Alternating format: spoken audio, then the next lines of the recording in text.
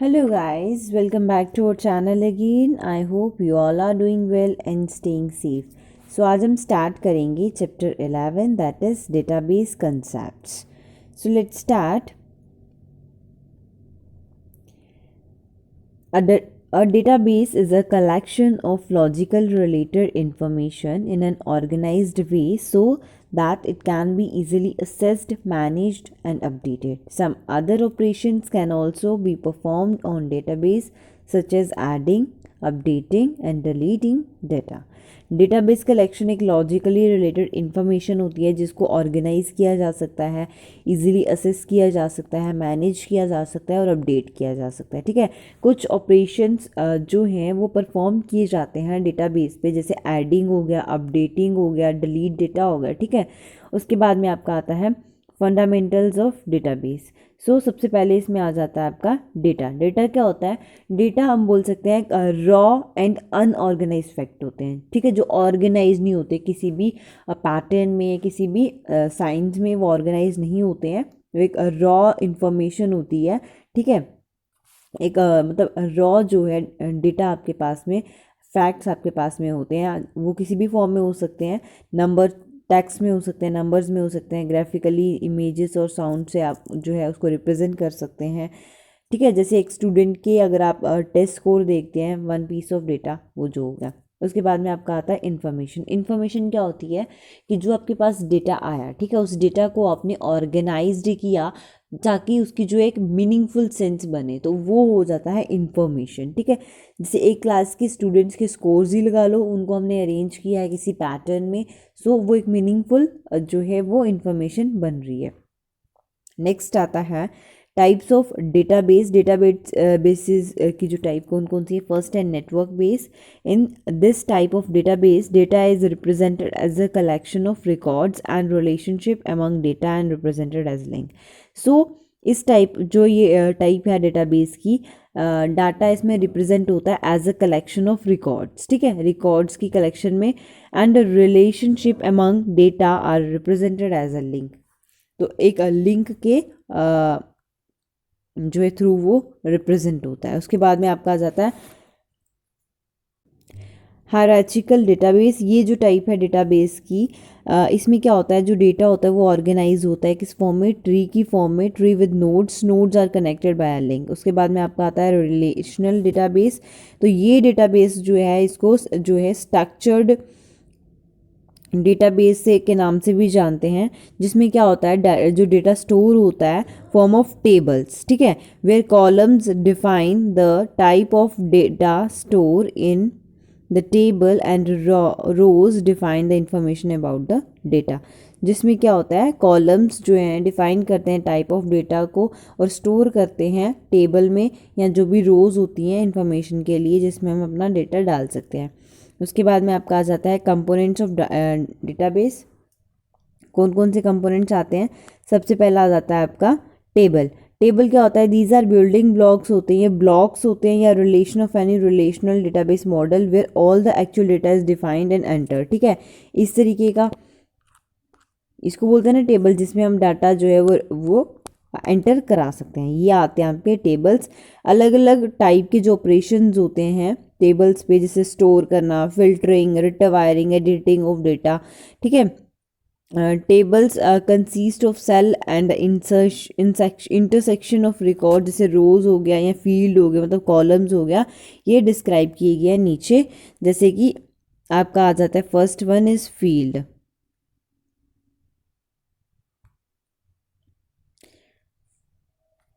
First one आपका है field. Field क्या होता है? वो area reserve for a specific piece of data. ठीक है, जैसे customer number, customer name, street address, city, state, phone number, current address etcetera. Field of the table is also known as column. So उसके बाद में आपका आता है record. Record क्या होता है? रिकॉर्ड जो है ये कलेक्शन ऑफ डेटा है, आइटम्स हैं, जितने भी फील्ड पर्टेनिंग है टू वन एंटिटी, जैसे कि पर्सन हो गया, company, transition etcetera. Record of a table is also known as row और a tuple, and the number of records in a relation is called the cardinality of that relation. उसके बाद में queries जो हम already पढ़ चुके हैं, queries क्या होती है, फॉर्म्स क्या होती है, ठीक है। सो क्वेरीज क्या है, बेसिकली ये क्वेश्चंस होते हैं आपके डाटा पे बेस्ड, जो भी आप डेटाबेस में जो है डेटा एंटर करा रहे हैं उस पर बेस्ड ये कुछ क्वेश्चंस होते हैं। क्वेरी जो है वो कंसिस्ट करती है specification indicating which field record and summaries a user want to fetch for from a database, ठीक है। जो आपने एंटर कराया होगा उसी के रिगार्डिंग कुछ क्वेश्चंस होते हैं। So queries allowed to extract data based on the criteria that you define, ठीक है। उसके बाद में आपका आ जाता है फॉर्म। सो फॉर्म्स क्या होता है, although you can enter the modified data in data sheet view और table but you neither control the users action very well nor you can do much to facilitate the data entry process. To overcome this problem, form are introduced. सो जैसे कि आपने data बेशक आपने जो enter करा दिया और मॉडिफाई किया है उसको एक डेटा शीट पे टेबल के फॉर्म में, ठीक है, पर आप यूज़र के एक्शन को कंट्रोल नहीं कर पाते हैं very well, nor you can do much facilitate, ना उसको ज़्यादा फैसिलिटेट कर पाते हैं जो भी आपने डाटा एंट्री कराई है प्रोसेस के लिए। तो इस प्रॉब्लम की ओवरकम जो है, ये प्रॉब्लम की जो ओवरकम है ये क्या बनाती है, क्या इंट्रोड्यूस कराती है, फॉर्म्स इंट्रोड्यूस कराती है। Like table forms can be use to view and edit your data. However, forms are typically used to view the data in the underlying table one record at a time. So उसके बाद में आ जाता है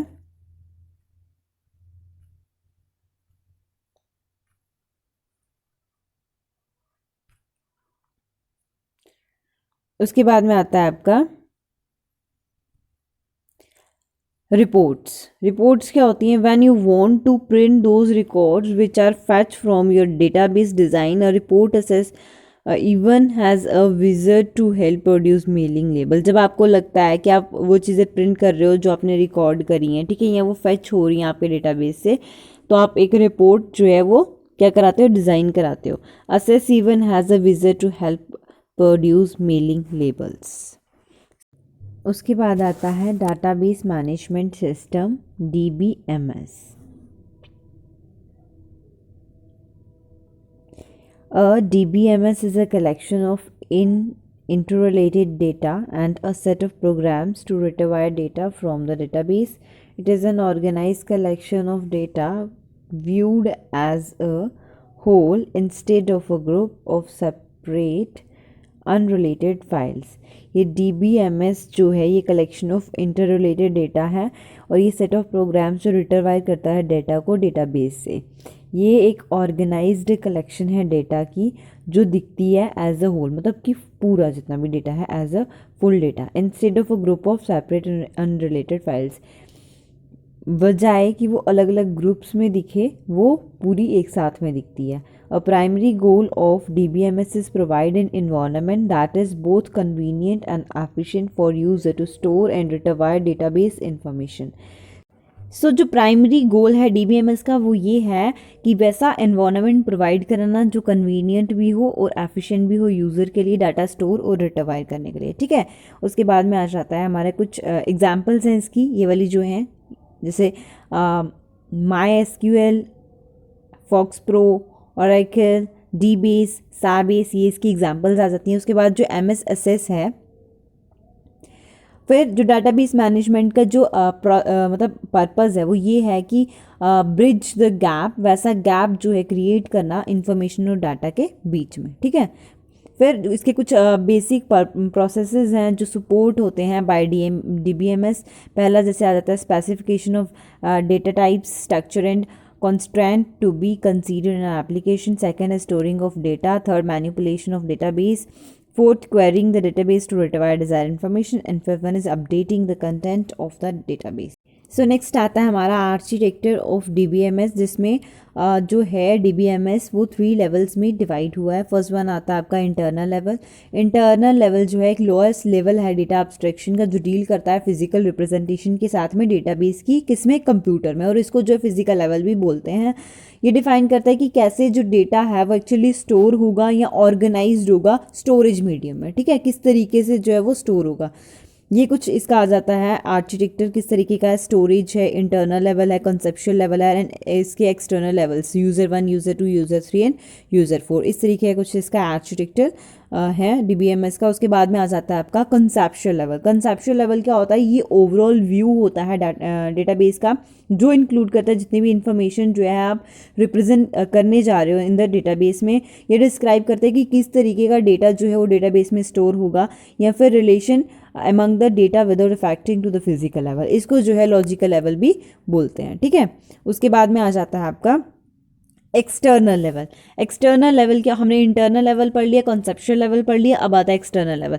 external level क्या होता है, ये जो है हाईएस्ट लेवल है, जो इंटरनल था वो लोएस्ट लेवल था, ये हाईएस्ट लेवल है डेटा अब्स्ट्रैक्शन का, जो डिस्क्राइब करता है किसका इंटरेक्शन, किसका यूज़र का सिस्टम के साथ में क्या इंटरेक्शन हो रहा है, ये उसको डिस्क्राइब करता है। ये परमिट करता है यूज़र को, मतलब परमिशन देता है यूज़र को डेटा को एसेस करने में उस वे में जिस तरीके से उसने कस्टमाइज़ किया है अपनी नीड्स के अकॉर्डिंग, ठीक है। जिस तरीके की उसको ज़रूरत थी, जिस तरीके से उसने उसको कस्टमाइज़ किया, मतलब बनाया है, उस तरीके से वो क्या कर सके, उसे असेस कर सके, ताकि सेम ही डेटा जो है वो देख सके by different user and different base. कोई अलग यूज़र जो है अलग वे में उसको देख सकता है, ठीक है, एट द सेम टाइम, उसी टाइम पे। It is also known as view level भी इसको बोलते हैं।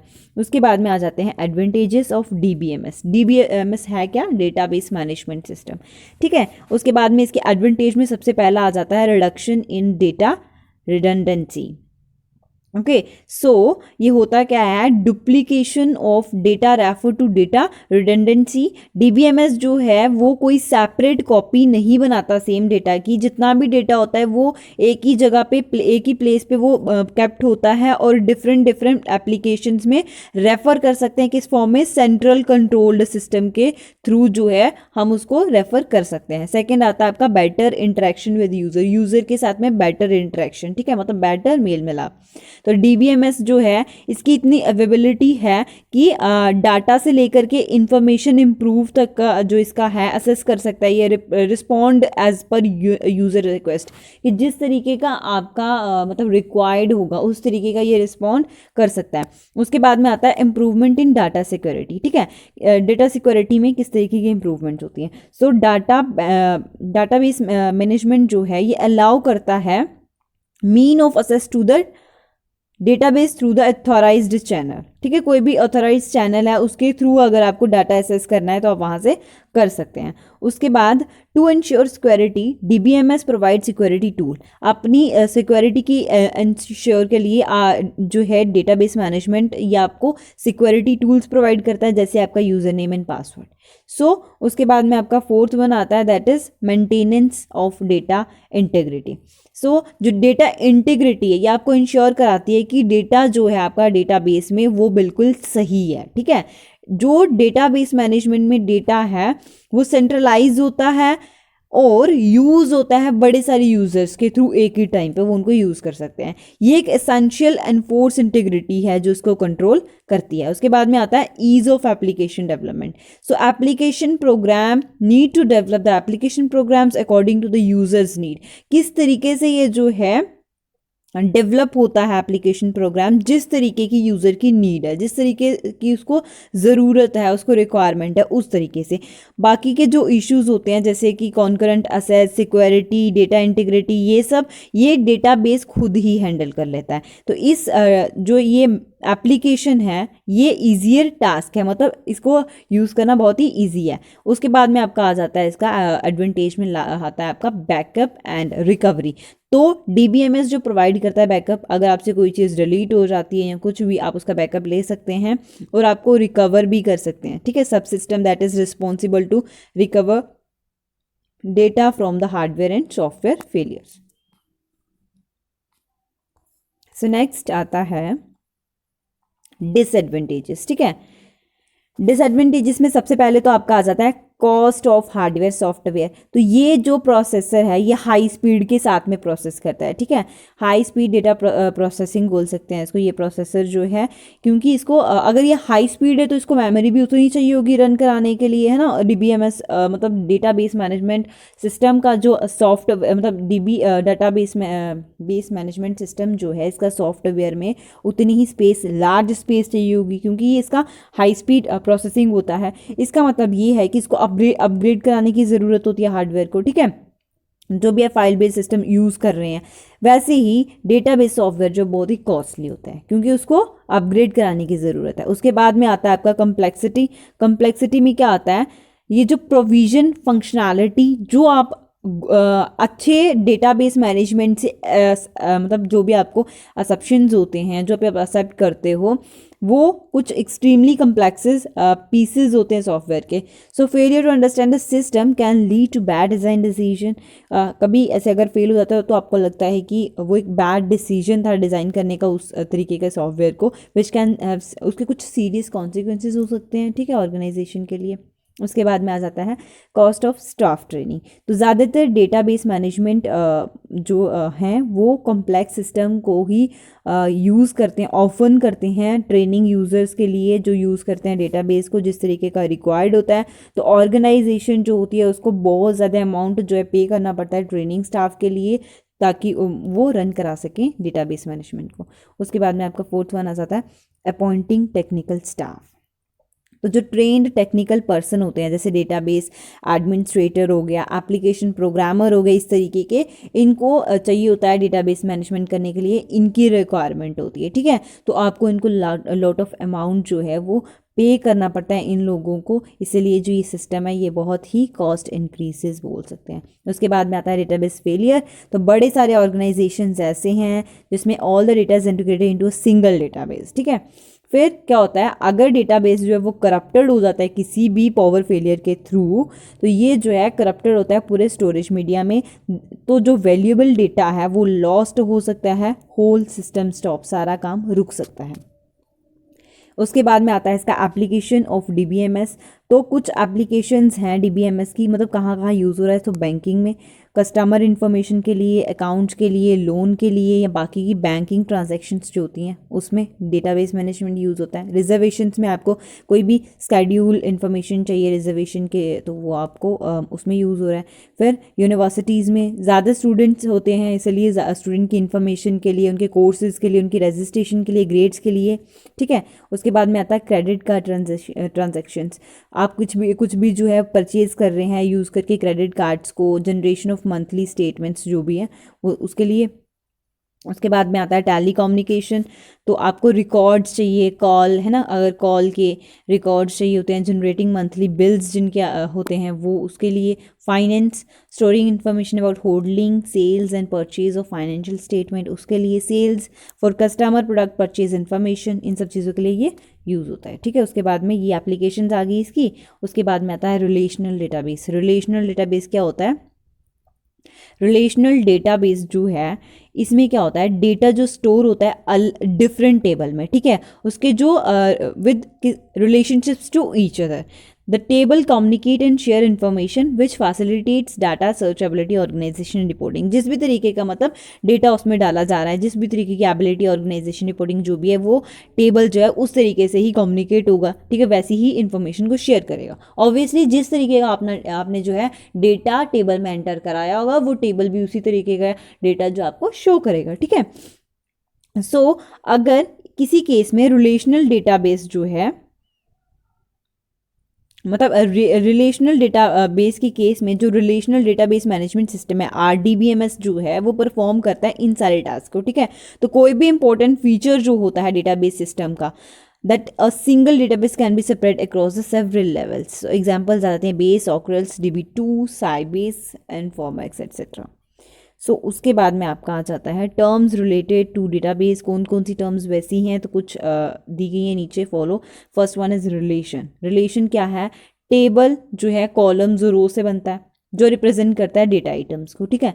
तो वो उनका रिलेशन, मतलब रोज में आप क्या चीज़ रो में मेंशन कर रहे हो, क्या चीज़ आप कॉलम में मेंशन कर रहे हो, तो वो एक रिलेशन जो है। ये तीन इंपॉर्टेंट प्रॉपर्टीज़ नेम है इनकी, कार्डिनलिटी एंड डिग्री। तो कौन कौन सी प्रॉपर्टीज़ हैं, these properties help us further define the described relation. First one is name. So name में क्या आता है आपका, ये जो है फर्स्ट प्रॉपर्टी है रिलेशन की, इट्स नेम, जो रिप्रेजेंट करती है टाइड और द एंटिटी आइडेंटिफायर, ठीक है, जो भी एंटिटी होती है आइडेंटिफायर की उसको जो रिप्रेजेंट करती है। कार्डिनलिटी क्या होती है, ये सेकंड प्रॉपर्टी है रिलेशन की, इट्स कार्डिनलिटी, जो रेफर की जाती है नंबर ऑफ टपल्स, मतलब रोज कितनी है रिलेशन में। उसके बाद में डिग्री, थर्ड प्रॉपर्टी जो है वो रिलेशन की वो है डिग्री, जो रेफर करते हैं नंबर एट्रीब्यूट्स, मतलब कॉलम्स, ठीक है, कितने कॉलम्स है। फिर डोमेन आता है, डोमेन क्या होता है, collection of all possible values which from which the value of for a given columns और एन एट्रीब्यूट्स इज ड्रॉन, मतलब जो वैल्यू आपने रोज इन कॉलम्स में डाली है, ठीक है। A domain is said to be atomic if elements are considered to be invisible units, तो इसको कब जो है एलिमेंट्स बोला जाता है, एटॉमिक बोला जाता है डोमेन्स को, जब उसके एलिमेंट्स जो कंसीडर किए जाते हैं इंडिविजुअल यूनिट्स में। उसके बाद में आता है एट्रीब्यूट्स। एट्रीब्यूट्स क्या होती है, heading columns of a table, जिनको एट्रीब्यूट्स बोला जाता है। हर एक एट्रीब्यूट जो टेबल की है वो अलग अलग नाम से होती है, ठीक है। सो जैसे हमें बॉयज़ के नेम्स देने हैं, गर्ल्स के नेम देने हैं, उनकी परसेंटेज देनी है, उनके सब्जेक्ट वाइज मार्क्स देने हैं, तो हर एक जो है कॉलम में आपके अलग अलग नाम से मतलब दिया होगा, ठीक है। उसके बाद टपल्स, टपल्स मतलब रोज़, तो ये क्या रिलेशन शो करती हैं, हर एक रो में जो है एक सेट ऑफ परमिटेड वैल्यूज़ होती हैं जो एट्रीब्यूट्स मतलब कॉलम के हिसाब से। उसके बाद में आ जाता है आपका कीज़। कीज़ क्या है, ये एक इम्पॉर्टेंट कंसेप्ट है डेटाबेस का। एक की जो है उसको कैसे डिफाइन करेंगे, कॉलम और set of columns in a table that is used to identify other row और the data in a table और establish relationship with another table, ठीक है। जैसे ये आपके पास कोई भी टेबल बना रहे हैं आप रोज एंड कॉलम्स में, सो कीज़ क्या हो गया, अगर मुझे यहाँ पे कुछ एंटर कराना है तो मैं डबल क्लिक करूँगी, देन मैं यहाँ पे एंटर कर सकती हूँ। फिर यहाँ पे डबल क्लिक करूँगी, मैं यहाँ पे एंटर कर सकती हूँ। सो हर एक रो या कॉलम की अपनी एक आइडेंटिटी है, क्योंकि उसके हिसाब से कॉलम के हिसाब से रो में जो है वो डाला जाता है। जैसे मेरे पास में एक टेबल आ जाता है यहाँ पे, जैसे मैंने यहाँ पे एक टेबल बना लिया है, यहाँ पे मुझे देने हैं, यहाँ पे मुझे देने हैं बॉयज़ के नेम, जहाँ यहाँ पे मुझे देने हैं गर्ल्स के नेम, यहाँ पे मुझे देनी है उनकी परसेंटेज, यहाँ पे मुझे देना है उनका ग्रेड जो भी है, ठीक है। तो इस तरीके से मुझे बॉयज़ के नेम में से बॉयज़ के ही नेम डालने हैं, गर्ल्स के नहीं डालने हैं, गर्ल्स के में सिर्फ गर्ल्स के डालने हैं, उनकी परसेंटेज डालनी है, उनके ग्रेड्स डालने हैं। तो इस तरीके से जो जो मतलब स्पेसिफिक होगा वही चीज़ें हमने उसमें डालनी है। अगर एक टेबल जो है, if a table has ID, name and address as a column name, then the each known as the key for that the table. The key is also used for uniquely identify each record in the database. वही बात है कि जिस भी हिसाब से column select किए होंगे उसी हिसाब से हमें पता चलेगा कि इनमें एक्चुअल में है क्या, ठीक है। तो ये कुछ कीज़ हैं उसकी। उसके बाद में आ जाता है टाइप्स ऑफ कीज़ में। टाइप्स ऑफ कीज़ में सबसे फर्स्ट आता है प्राइमरी की। प्राइमरी क्या होता है, प्राइमरी की जो है वो सेट ऑफ वन और मोर एट्रीब्यूट्स मतलब कॉलम्स, ठीक है, जो यूनिकली आइडेंटिफाई होते हैं बाय द रोल रिलेशनशिप। वही जो मैंने आपको समझाया था कि कोई भी रिकॉर्ड जो है वो एक्सचेंज नहीं होना चाहिए, ठीक है, वो इस वे में चूज़न किया जाना चाहिए कि वो रिकॉर्ड जो है वो चेंज ना हो, जैसा है वैसे उसकी वैल्यूज़ रहें, कोई भी डुप्लीकेसी रिकॉर्ड उसमें ना आए प्राइमरी कीज़ की वजह से, ठीक है। तो ये एक बोल सकते हैं एटॉमिक या फिर कंपोजिट कीज़ होती हैं जो फील्ड जो है वो चूज़ करता है। उसके बाद में आता है आपका कैंडिडेट की। कैंडिडेट की क्या होती है, ये सेट ऑफ ऑल एट्रीब्यूट्स होती हैं, मतलब सेट ऑफ ऑल कॉलम्स होती हैं जो यूनिकली आइडेंटिफाइड होती हैं by the identified each tuple, मतलब हर एक रो में हम इनको आइडेंटिफाई कर सकते हैं। इनको जो है वो कैंडिडेट कीज़ बोला जाता है। हर एक टेबल में एक या फिर एक से ज़्यादा कैंडिडेट कीज़ होती हैं, जिनमें से एक जो है वो प्राइमरी की होती है। द कैंडिडेट की जो है of a relation is always a minimal की। उसके बाद में आता है अल्टरनेट की। तो जितना भी सेट है कैंडिडेट कीज़ का, सिलेक्ट करने के बाद में one of the key as a primary key, एक की जो उसमें से वो प्राइमरी की होगी, बाकी की जितनी रिमेनिंग कीज़ होती हैं वो होंगी आपकी अल्टरनेट की, ठीक है। उसके बाद में आ जाता है आपका fourth one is that is foreign की। सो फॉरेन की क्या होगी, ये जो है non key attribute whose values derive from the primary key, जिसकी वैल्यू को प्राइमरी की से डिराइव किया जाता है, और ये नॉन की एट्रीब्यूट है, मतलब बिना किसी की ये कॉलम है, कि सेम या फिर सम अनदर टेबल, उसी टेबल से भी हो सकते हैं या किसी दूसरे टेबल से भी, ठीक है। तो इसका जो रिलेशनशिप है बिटवीन द टेबल्स वो इस्टेब्लिश किया जाता है हेल्प ऑफ द फॉरेन की। तो जो टेबल में have multiple of foreign keys, एक टेबल में जो है मल्टीपल फॉरेन कीज हो सकती हैं और हर एक फॉरेन की जो होगी उसका एक डिफरेंट रेफरेंस टेबल होगा, ठीक है। तो फॉरेन की जो है वो एक एसेंशियल रोल प्ले करती है डेटाबेस डिज़ाइन में। जब भी टेबल टूट जाता है, ब्रोकन अपार्ट मतलब फॉरेन की से अलग हो जाता है, तो ये पॉसिबल होता है उसको रिकन्स्ट्रक्ट करना, फिर से बनाना। उसके बाद में आता है आपका कुछ टिडबिट्स।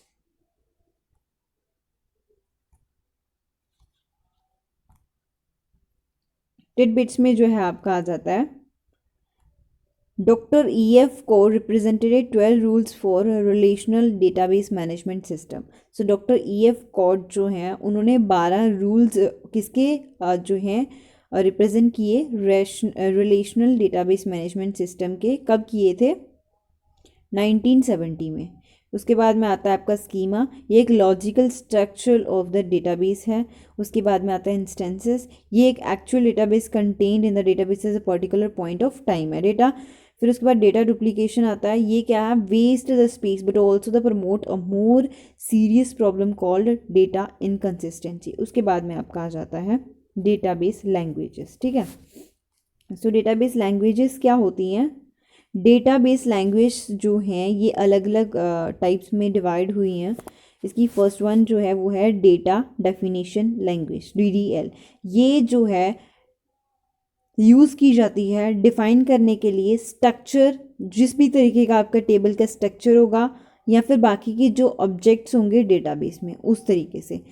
डेटाबेस मैनेजमेंट में ये जो है किसी भी स्पेसिफिक डेटाबेस स्कीमा मतलब सेट ऑफ डेफिनेशंस के लिए इसको यूज़ किया जाता है। सेकंड वन आता है डेटा मैनिपुलेशन लैंग्वेज, डीएमएल।